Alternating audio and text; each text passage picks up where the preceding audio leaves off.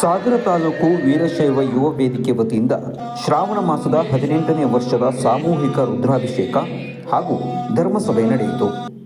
ಇದೇ ಸಂದರ್ಭದಲ್ಲಿ ನೂರಾರು ವೀರಶೈವ ಬಾಂಧವರು ಲಿಂಗ ಪೂಜೆಯಲ್ಲಿ ಪಾಲ್ಗೊಂಡಿದ್ದರು.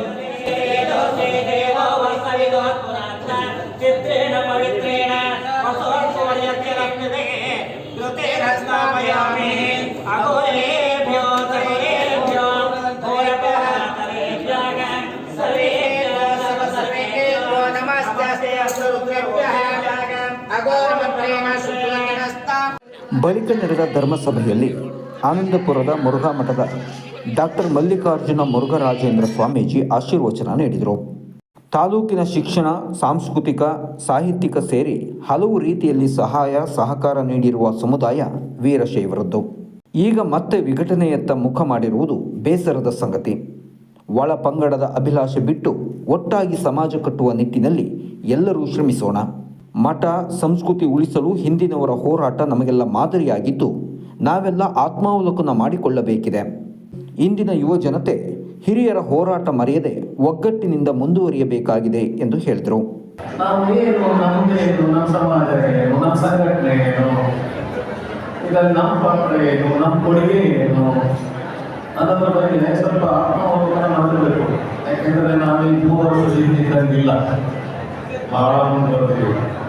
ವಿದ್ಯಾವಂತರಾಗಿದ್ದೀವಿ, ಬುದ್ಧಿವಂತರಾಗಿದ್ದೀವಿ, ವ್ಯಾವಹಾರಿಕರಾಗಿದ್ದೀವಿ, ಶ್ರೀಮಂತರಾಗಿದ್ದೀವಿ.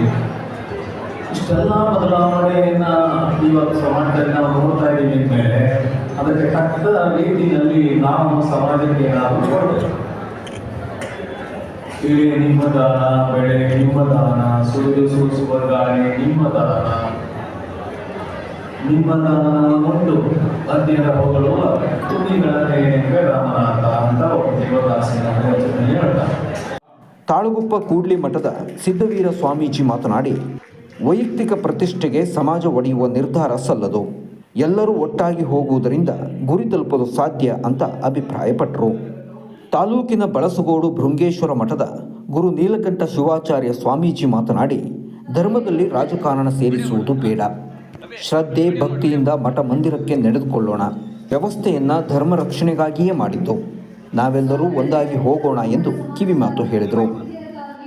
ನಮ್ಮ ಆಚಾರಗಳಲ್ಲಿ, ವಿಚಾರಗಳಲ್ಲಿ ಪ್ರತಿಯೊಂದಕ್ಕೂ ಕೂಡ ವೈಜ್ಞಾನಿಕತೆ ಕಾರಣ ಇದೆ. ನಾವು ಅದನ್ನು ಯಾರೂ ಕೂಡ ಅರ್ಥ ಮಾಡಿಕೊಳ್ಳೋದಿಲ್ಲ. ಈ ವಿಭೂತಿ ಧಾರಣೆ ಮಾಡೋದ್ರಿಂದ ಏನು ಭಸ್ಮ ಇರುತ್ತಲ್ಲ, ಈ ರಂಧ್ರ ನಮಗೆ ಕೆಲಸ ಮಾಡಿದಾಗ ಯಥೇಚ್ಛವಾಗಿ ನಮಗೆ ಬೆವರು ಬರುತ್ತದೆ ಇಲ್ಲೇ. ಆದರೆ ಇದನ್ನು ಹೇಳೋದಕ್ಕೆ ಆಗ್ತೀವಿ.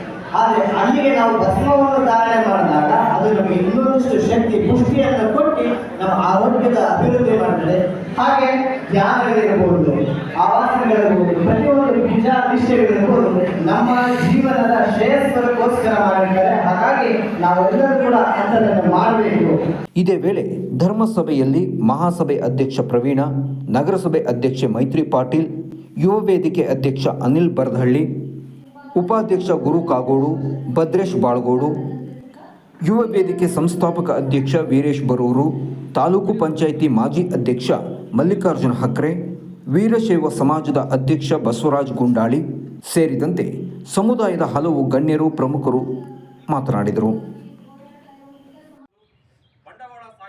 ಭೂ ನ್ಯಾಯ ಮಂಡಳಿಯಲ್ಲಿ ಇತ್ಯರ್ಥವಾಗದೆ ಬಾಕಿ ಉಳಿದಿರುವ ಪ್ರಕರಣವನ್ನು ಕಾಲಮಿತಿಯಲ್ಲಿ ಇತ್ಯರ್ಥಗೊಳಿಸುವಂತೆ ಆಗ್ರಹಿಸಿ ಜಿಲ್ಲಾ ರೈತ ಸಂಘ ಮತ್ತು ಹಸಿರು ಸೇನೆ ಕಾರ್ಯಕರ್ತರು ಸಾಗರ ಉಪವಿಭಾಗಾಧಿಕಾರಿ ಕಚೇರಿ ಮೂಲಕ ಮುಖ್ಯಮಂತ್ರಿ ಮತ್ತು ಕಂದಾಯ ಸಚಿವರಿಗೆ ಮನವಿ ಸಲ್ಲಿಸಿದರು.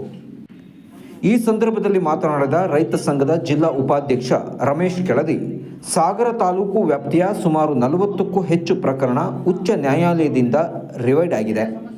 ಸಾಗರದ ಭೂ ನ್ಯಾಯ ಮಂಡಳಿಯಲ್ಲಿ ಈ ಪ್ರಕರಣಗಳು ಇತ್ಯರ್ಥವಾಗದೆ ಬಾಕಿ ಉಳಿದಿದೆ. ಉಪವಿಭಾಗ ವ್ಯಾಪ್ತಿಯ ಸಾಗರ, ಹೊಸನಗರ, ಸೊರಬ ಮತ್ತು ಶಿಕಾರಿಪುರ ತಾಲೂಕಿನಲ್ಲಿ 250ಕ್ಕೂ ಹೆಚ್ಚು ಪ್ರಕರಣಗಳಿವೆ. ಆ ಯಾವುದೇ ಪ್ರಕರಣಗಳಿಗೂ ನ್ಯಾಯ ದೊರೆತಿಲ್ಲ. ಮುಖ್ಯಮಂತ್ರಿಗಳು, ಕಂದಾಯ ಸಚಿವರು ಕೂಡಲೇ ಈ ನಿಟ್ಟಿನಲ್ಲಿ ಕ್ರಮ ತೆಗೆದುಕೊಳ್ಳಬೇಕು ಎಂದು ಒತ್ತಾಯಿಸಿದರು. ಈ ಇನಾಮ್ ಪ್ರಕರಣಗಳನ್ನು ಸರ್ಕಾರ ಒಂದು ಅಧ್ಯಯನ ತಂಡವನ್ನು ಕಳಿಸಬೇಕು. ಆ ಸ್ಥಳಕ್ಕೆ ಯಾರು ಆ ಭೂಮಿಯ ಮಾಲೀಕತ್ವವನ್ನು, ಹಾಲಿ ಸ್ವಾಧೀನ ಅನುಭವವನ್ನು ರೈತ ಹೊಂದಿರ್ತಾನೆ, ಆ ರೈತರನ್ನು ಆದಿ ಅನುಭೋಗದಾರರೆಂದು ಪರಿಗಣಿಸಿ ಆ ರೈತನನ್ನು ಭೂಮಿಯ ಮಾಲೀಕತ್ವವನ್ನು ಕೊಡುವ ಒಂದು ಕಾರ್ಯಕ್ರಮ ಇವತ್ತು ಸರ್ಕಾರಗಳು ಮಾಡಬೇಕು. ಪ್ರತಿಭಟನೆಯಲ್ಲಿ ಜಿಲ್ಲಾ ಪ್ರಧಾನ ಕಾರ್ಯದರ್ಶಿ ಭದ್ರೇಶ್ ಬಾಳಗೋಡು, ಕುಮಾರ್ ಗೌಡ, ಚಂದ್ರು ಸಿರುವಂತೆ, ಶಿವು ಮೈಲಾರಿಕೊಪ್ಪ, ಅಶೋಕ್, ಚಂದ್ರಪ್ಪ ಆಲಳ್ಳಿ ಮೊದಲಾದ ರೈತ ಮುಖಂಡರು ಪಾಲ್ಗೊಂಡಿದ್ದರು.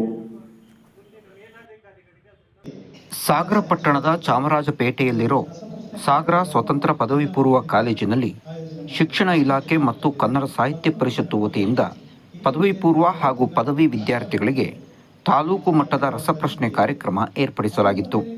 ಪ್ರಶ್ನೆ ಕೇಳಿ ಥಟ್ಟನೆ ಉತ್ತರ ಹೇಳಿದ ವಿದ್ಯಾರ್ಥಿಗಳಿಗೆ ಬಹುಮಾನ ವಿತರಿಸುವ ಮೂಲಕ ಕಾರ್ಯಕ್ರಮ ಉದ್ಘಾಟಿಸಲಾಯಿತು.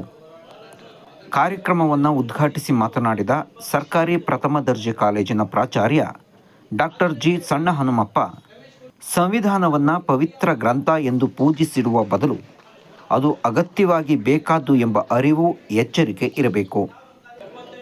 ಸಾಮಾಜಿಕ, ಶೈಕ್ಷಣಿಕ, ರಾಜಕೀಯ, ಆರ್ಥಿಕ ವಿದ್ಯಮಾನಗಳ ಕಾರ್ಯ ಎನ್ನುವುದನ್ನು ವಿದ್ಯಾರ್ಥಿಗಳು ತಿಳಿದಿರಬೇಕು ಎಂದರು. ಪದವಿ ಪೂರ್ವ ಕಾಲೇಜಿನ ಪ್ರಾಚಾರ್ಯ ಡಾಕ್ಟರ್ ಶ್ರೀಪಾದ್ ಹೆಗಡೆ ಅಧ್ಯಕ್ಷತೆ ವಹಿಸಿ ಮಾತನಾಡಿದರು.